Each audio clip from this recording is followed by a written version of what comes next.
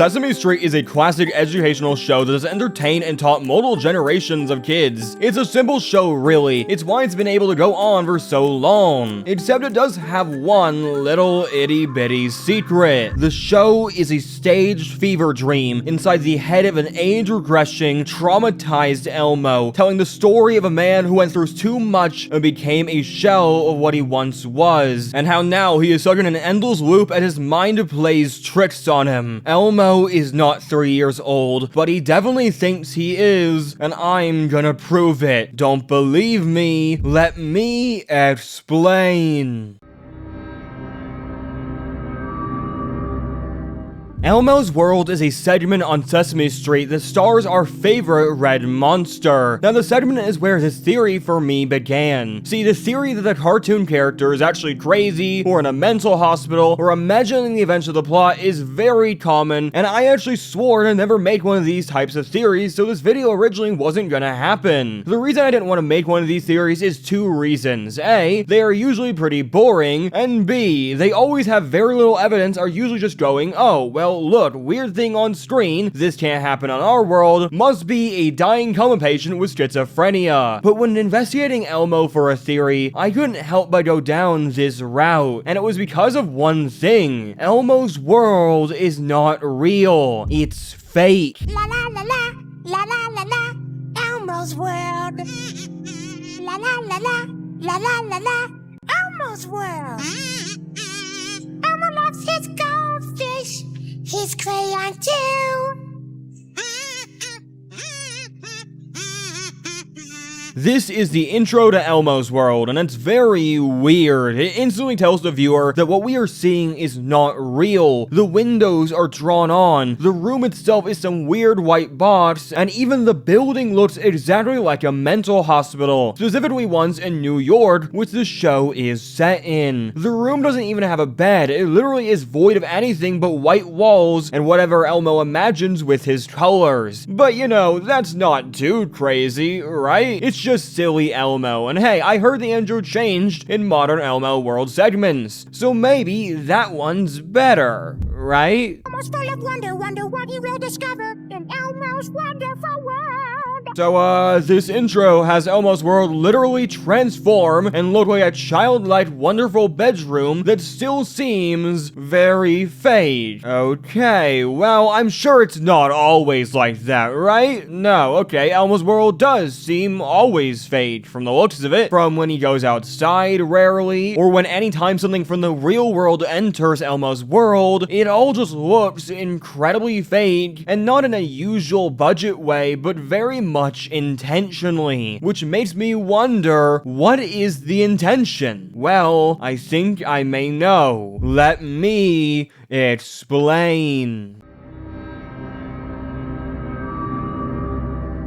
The Noodles are a collection of multiple human characters in the Elmo World segments that help Elmo learn and just kind of parent Elmo, but aren't his actual parents, but just some strange random adult figures. They are never given any form of first name, nor do we ever learn anything about who they actually are. This brought me to my theory. The Noodles are Elmo's doctors in his hospital that helps him with his condition, one I will get to later, but I like to prove he's in a mental hospital first beforehand. They are his parental and guardian figures who he sees as his authority, which is why he calls them all the same name, Mr. Noodle, which noodle's a word that is used to describe head or mind, often used by small children, so it makes sense for him to call them the Noodles. I also believe that the many contradictory parental figures are also probably doctors as well, as if you look at a bunch of Elmo material like the books or shows, you'll find at least 3 sets of parents. He has his dad that seems to be used in the modern times, he has this set of parents in his book, but also these in this one. Instead of each parent getting plastic surgery every month, it's way more likely he sees all these doctors as parental figures and teachers and just adult figures who make him feel safe. We could also apply this mental hospital theory to the other monsters on Sesame Street, which does now run this statement I have to make as a warning. This is a fun, silly theory on the internet. I don't see the characters as an actual good representation or metaphor of any mental condition, more just I see general symptoms in some of these characters, especially when often seen as characters or overgeneralizations. Again, it's all a silly theory. Now with that said, I can see the Cookie Monster, for example, easily could have some sort of eating disorder due to compulsively eating cookies and being obsessed with them. Or you could sub in cookies for some substance and say he's an addict. Depends on how much everything is a metaphor in the show or not. The Count could definitely have some obsessive compulsive disorder with his obsession with counting any sets of objects to the point it's literally his name and his entire identity. You could keep going and going with this really. Oscar's a hoarder. Some say Big Bird is schizophrenic because he seems to have a very not real imaginary friend. Now of course any of these diagnoses can very much range in how this is just what children do, that's possibly a mental disorder. Really, the reason I think any of this could be true is because they're in the show with Elmo, who I do think has a very bad condition, one based on heavy traumatic experiences that forced him into a state of childlike bliss where he can't be attacked by the dangers of a very grown-up world. Don't believe me? Let me explain.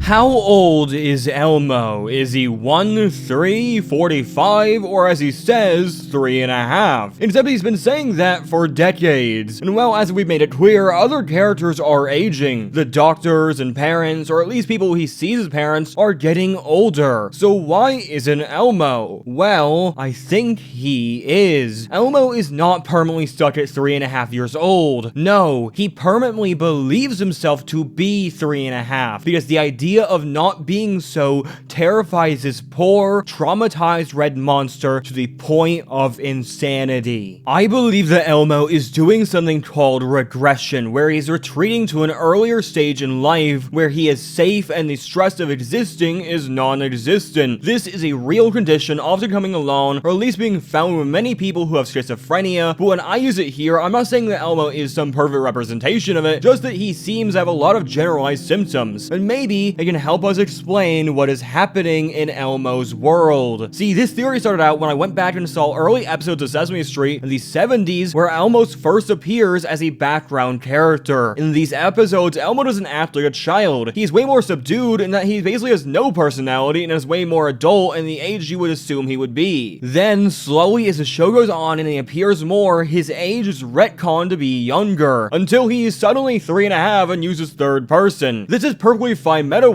as they were just figuring out how to use his character, but in universe it literally tells us Elmo aged backwards, at least mentally. Now there is actually a lot of proof of Elmo's regression based on his behavior, from using baby talk and of course the third person, even though sometimes he doesn't use baby talk and engages way more adult-like in word choice, showing he can. Plus, if we use the idea that maybe the human child segments of kids doing tasks that happen in Elmo's world as maybe a schizophrenia thing, it would mean he knows how to do all these basic tasks, he just chooses not to. Or more accurately, his brain isn't letting him. Elmo does way more behavior that could be regression, like talking with a quiet voice, or finding comfort in the same routine and objects like his goldfish and crown, which he talks about in the intro of every single episode. We also have the fact that Elmo doesn't have defined parents, which I mentioned earlier, but with this theory, maybe he applies the parental roles these doctor figures because his aren't actually that great. He mostly does the same to the Noodles by applying this guardian-like figure of authority to people who are again probably his therapists and doctors. All of this is lining up too perfectly. Elmo definitely has some form of regression that is forcing him into a state of safety because of some past trauma. But that doesn't explain the reason for all this. What is the trauma? Well, I think I know. Let me explain.